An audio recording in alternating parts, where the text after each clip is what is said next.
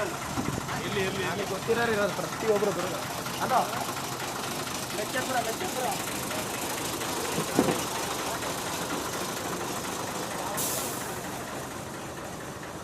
ಒಂದು ನಿಮಿಷ ಡೋರ್ ತೆಗೆದು ಬೇಕು ಹೋಗೋಣ.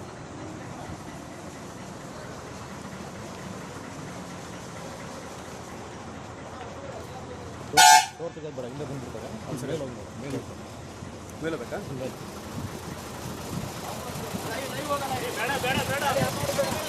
ಯಾರು ಲೈವ್ ಮಾಡಬೇಡಿ. ಎಲ್ಲ ಹೊಡೋದ್ರು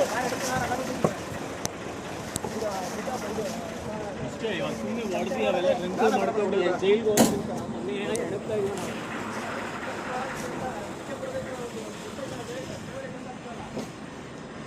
ಏನು ಜಿ ಜಾತ್ರೆ ಕಟ್ಟವು ಎಲ್ಲ ಬಿದ್ದೋಗ್ಬಿಟ್ಟೈತೆ, ಇಳಿಸ್ಲೇಬೇಕು ಜಿ.